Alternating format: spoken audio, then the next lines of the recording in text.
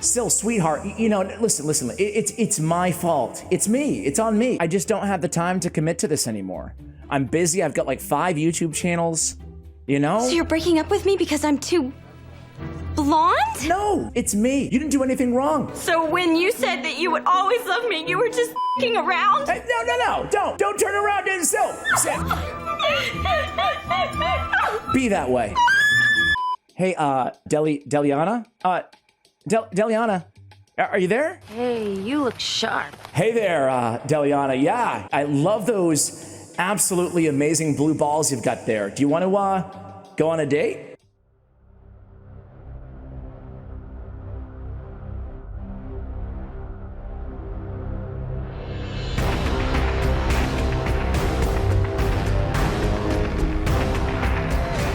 Could it be I'm falling in love with you, baby? Could it be I'm falling in love?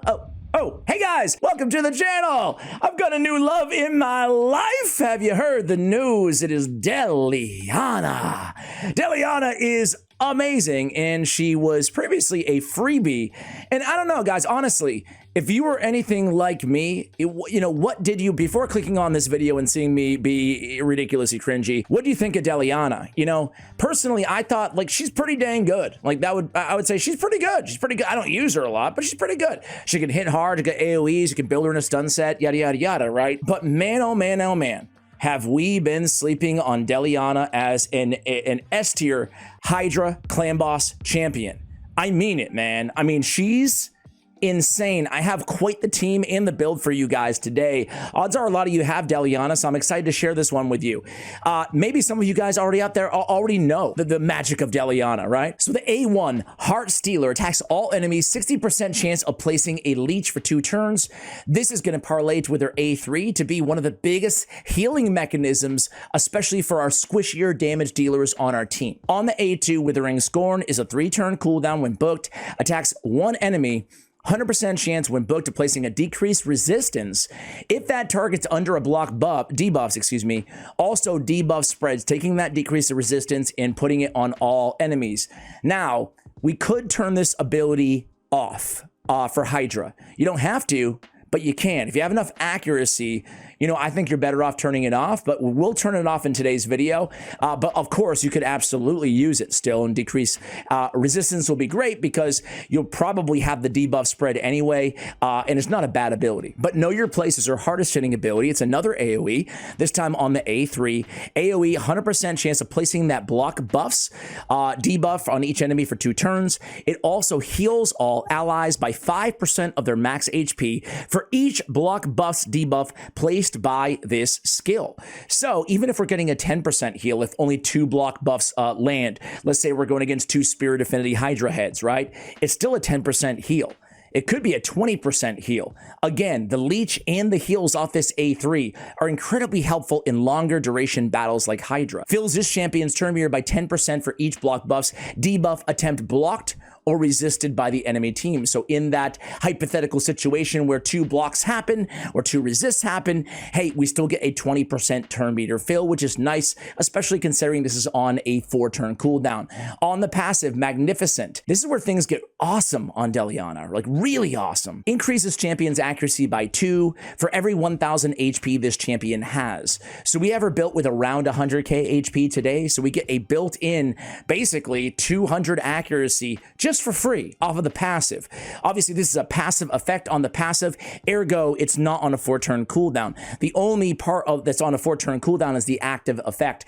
Places a big version of Strengthen, that's, you know, 25% damage mitigation, the best in the game, on all allies for 2 turns. Every time this champion's HP drops below 50%. So she's pretty tanky, you know, with the HP based champion with 20,000 plus HP base and a 1,200 defense. So that drop below 50%, it's only usually happening every, you know, 4, 5, 6 turns anyway, if that. So the cooldown, you know, isn't as severe as it sounds, but this is very nice because odds are if her HP is dropping below 50%, then everybody else's is as well. Thus, they could really use that that strengthens. So it's a really nice passive. She also brings HP in all battles by 33%. Great for Cursed City, especially because all battle auras are the only ones that work there. But obviously, it's good for anywhere, right? We'll be using a speed aura in our battle in Hydra, but absolutely could use this for more survivability as well. Let's go ahead and get to the build, and then I want to get to the team because I have a bone to pick with some of you guys, and we'll talk about that in just a moment. But first, let's pull up the woman of the hour. Oh, Deliana. Something about you. Just like you a lot there, Deli. Deli? Doesn't really have a ring to it, does it? That's right, guys. It's no shock. I put her in a curse set because I freaking love curse set for Hydra Clan Boss. We made a whole video talking about this, and I actually didn't even mention Deliana. Tremaria is my favorite curse set champion in the game, personally, but of course, anybody with an AoE, Mother Cybele, Eric's, there's a lot of candidates out there. You know, to put in a curse set, she can basically keep that hex up pretty much all the time because she has an AoE on the A1 and the A3, right? I also put her in a perception set. I did build her a bit on the slow side because I decided to put HP percentage on her boots to get a little bit more damage and survivability out of this champion. However, you know, you can make the argument, nah, go with the 45 boost on speed or more instead. Either way, this is how we have her build: 101k, 210 speed, 105, 217, a nuker, but not, you know, not 300 crit damage savage set nuker, right? We have accuracy at 299, but keep in mind, we're getting the extra 200 accuracy, so it's really 500 or 499 for you sticklers out there.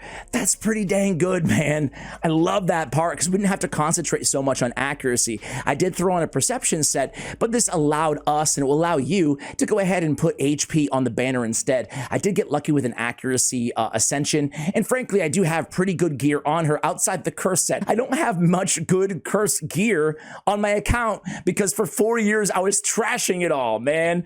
It really taught me a lesson. Keep good gear, even if especially if it's a really crappy set, because those are the sets most likely to get buffs, right? No, that's stupid. Anyway, I digress. I do have very good accessories on her, though.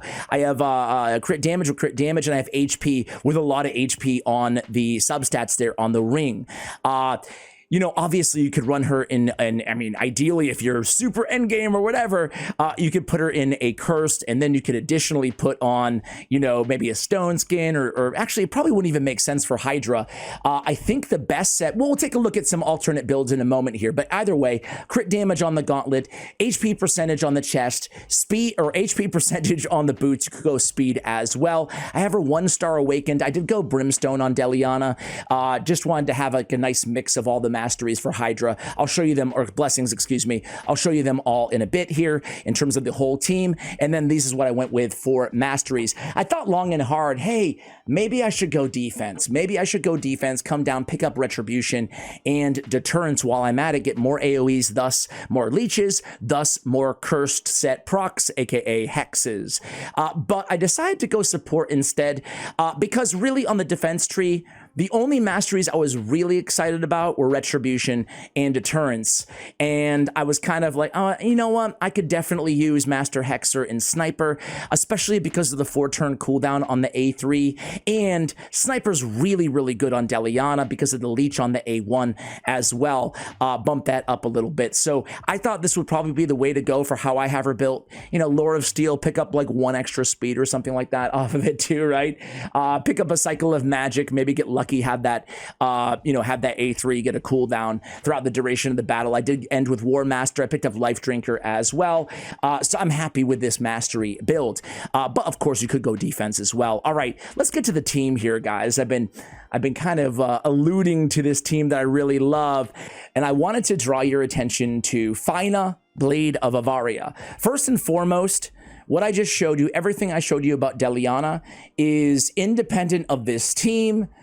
All the rest of the champions on the team, you can use Deliana in the build that we just showed for a lot of damage, a lot of healing as well, you know, like really good support, an instrumental debuff and block buffs. She brings a ton to the table. If you don't shut off the A2, decrease resistance, lowers the accuracy requirement. Really, really good anywhere, especially in that curse set. However, Phyna, Blade of Avaria, I included her on my top 40 Hydra Clan Boss champions, And a lot of people in the comments, frankly, I don't know. I don't even know who talks smack about me. I really don't know. But a few people were like, dude, you know, the word is out. Ash knows nothing about this game, putting Fina on this list. You know, I don't know. It was weird the amount of hate I got for this one pick. It was very strange. But anyway, I said in the video too, when I was talking about her, I said that her full potential has not been unlocked or discovered yet in Hydra, but I think we're getting there. I really do. Think about it this way. And I hate to spend 2 minutes on Fina, but feel free to fast forward if you don't care. Has a 50% chance of increasing the cooldown of a random skill on the target. Okay, yada, yada. When counterattacking with this skill, we'll team up with a random ally. The ally joining the attack will ally their default skill.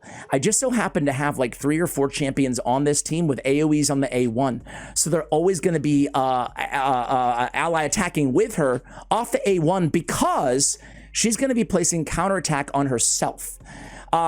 Fina will auto into placing this "you will not falter" on herself. At first, I was upset about this because I'm like, dude, I don't want block debuffs, block damage, counterattack. I mean, that's all fine, but resets the cooldown of all the target skills, right? I want that on somebody else, not necessarily on her, because if the target is not this champion, it doesn't work.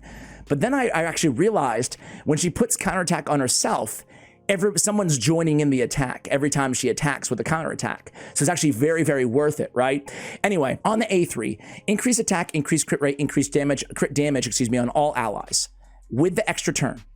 I have Wallmaster Authorian too. You could run, you know, those are not the only high elves you could run on this team, obviously. They're just the ones that I chose for this video, specifically because Wallmaster has an AoE on his A1 as well. So we get all these buffs, and then we get an extra turn. And we're not going to have 3 allies. We're only going to have 2. But before placing buffs, we get a full cleanse. So now we're getting a cleanse, an extra turn, an increased attack, increased crit rate, increased crit damage. Okay? On the lead from the front, check this out. Whenever a buff is placed on an ally, fills their turn meter by 3%. That's really good, right? Allies deal 25% more damage when attacking out of their active turn. This is always proccing, or is proccing constantly because of that A1 synergy that we just talked about. And then on 2 faction allies, which is what we're going to have, whenever a buff is removed, stolen, or expires from any ally throughout the duration of an hour-long fight, will fill their turn meter by 10%. So we get the 3% when the buff is placed, and a 10% for every single buff. And we're going to have a lot of them. We get 10% turn meter fill throughout the duration of the fight. Now, with 3 faction allies, we ignore 5% of the target's defense for each buff on them. That would be amazing. Check it out, guys. Arbiter, Wallmaster, Fina, Deliana. They ran all 4 high elves, and this was one of the top teams of the week. This is what kind of gave me this inspiration to build a little team like this myself. Now, I would and should and could play Arbiter on this team too. The bummer is I've already used Arbiter on one of my only key that I've used so far. So we will only run 3 high elves. I was gonna try Grazer in this spot where Molly is, but Arbiter belongs there, but I already used her on my first key, so I can't play Arbiter. If I had Arbiter on the squad, it would be just a beauteous thing, right? Because we'd be able to take advantage of the full power of Fina. However, I'll slaughter in next week. We have Molly Tankard in there to be a provoker on our squad. Pay attention to me, I'm bored. And also to be an emergency reviver if we need it, right? Which would be great. So here's the team. Obviously, I'm not going to show you the entire match here, guys, but let's see what you can do. You can see Fina putting the counterattack on herself here. As long as it's not stolen, the counterattack and the block damage will be okay. Got to be careful of this Head of Mischief here, right? Head of Mischief, of course, has the ability, if there are multiple enemies on the same team, ignore, okay, yada, yada, yada. Steals all buffs from the target and steals 50% of the target's turn meter. Gross. Gross. So we got to be careful of that, but we'll see how we do here. We do have the cleanse, keep in mind, from Fina on the team, but we're a little short on cleansers. Obviously, you can see that cleanse coming in huge right there. She's attacked. She's going to counterattack. And someone's going to join her. It's going to be Molly Tankard. Of course, the one non-AoE on the squad. Well, of course, with Venus as well. But damage is okay so far. But you know how it is with Hydra. Sometimes it takes a few turns to kind of get things a-rolling, right? We have... What else are we missing? We're missing decreased speed. We're missing block debuffs on my team. And again, keep in mind with Fina, when she has Arbiter on the team too, she'll be able to have everything protected so it can't be stolen, right? Let's kill that Head of Mischief, please. Thank you, Cupidus. Thank you. All right. So what I want to do is I'll stay with you guys till I'm around boss turn count number 20 or so. And I'll let it run and we'll come back to you guys at the end, right? So ideally, by the time I get to boss turn 20, I'm around 30 to 40 million damage. We'll see what happens here. So we have 3 decapitated Hydra heads right now. I'm loving Hydra Clan Boss lately, guys. I really am. And I have to attribute it to Hydra Clash, you know? My clan, I love my clan so much. But we usually finish about 3rd place, I would say, on a good week on Hydra Clash. But I still love Hydra Clash because it made me stopping after, you know, I get my top chest and trying to really go in there and min-max my teams, right? So I actually really enjoy that they added that to the game personally. At first I was like, this kind of is stupid. This is the only way we can get these accessories. I hate it. But it's grown on me. It's grown on me. Anyway, Deliana's doing a great job keeping those block buffs up there. You can see it on every single Hydra head right now. So even if, you know, buffs were stolen, they wouldn't be stolen. Hey, we're going to hit 30 million here, right? Let's get some nice damage in there. Wallmaster, start doing some DPS, man. All right, we lose 2 of our decapitated heads there, but Deliana being Force Affinity is really nice too. Always looking for Force Affinity. It feels like there's so many magic options out there. And especially with like Yannicka right now being so popular. There's a lot of Spirit options, Cupidus, who we have on the team. But it's nice to have a nice Force AoE champion on your team as well. All right, so we're at 20 and close to 30. The damage could be a little bit higher overall, but I'm happy with this so far, for sure. Things are looking pretty good. Let's stay with it for just, you know, 2 more seconds here, right? We come in. Can we get that cleanse from Fina in the middle there? Deliana's doing a heck of a job keeping that Hex on every single Hydra Clan Boss head with all those AoEs as well. Keeping that block. Another way that you could run her, by the way, is obviously instead of Curse, if you already have a Hexter on your team, you could run Deliana in a Reflex set, you know? And you could shut off that A2 like we have in this battle if you wanted to, and that would really help that A3 essentially become a 3-turn cooldown, or better, you know? So that's a way to get by that 4-turn cooldown and use her as your more dependable block buffs champion on your team. Now, we're in a little bit of a dicey situation right now. Again, I have it on full auto right now, so I cannot plan out when Venus is using her buff strip. But, I mean, check it out. Head of Mischief right here is causing a lot of mischief. We'll be able to free... who even got eaten there? I didn't even... oh, Cupidus. We'll be able to free Cupidus, but let's see how long it takes us. Oh, not too long, right? Not too long. There we go. He's already back in the fight.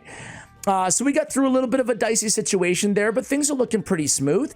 I'll come back to you guys in about an hour. All right, guys, so not too shabby. I am back, and unfortunately, I caught it right before we crashed here. We almost made it the full run. We would have been over 400 million, which is pretty dang good. I really, really can't wait to optimize this team and run Arbiter in it, as I mentioned, next week. But either way, Deliana, she's not going to be able to outdamage certainly Wallmaster or Cupidus. Especially Cupidus is 6-star Awakened and Wallmaster enemy max HP champion. But, you know, I imagine she could probably stick with Venus, maybe? Let's see. It's about ready to go. So, we have Cupidus 100 mil. We have Venus 40 mil. Deliana 55 million. Not bad at all, and obviously, look at the heals. Look at the heals on everybody else, too, that's coming from her leech. Really, really good Hydra Clan Boss damage dealer, healer, debuffer, all in one. I love Deliana. I will say one thing about this build, though, at the end of the video here. I think that I think I would actually switch the HP percentage on the boots to speed. I think having your faster and getting to that A3 more often would be more advantageous, let alone the other AoE attacks. I would probably... What else would I change on her? No, I think that would probably be it. Move her a little bit faster Obviously, if you already have a Hex champion on the team, shut off that A2 and run her in the reflex. I think that's probably the way to go. Anyway, guys, let me know what you think. Do you already use Deliana in Hydra Clan Boss? Let me know in the comments below, and let me know if you have any sneaky, you know, kind of underrated Hydra Clan Boss all-stars that you run on your teams. Much love, and as always, take care, guys.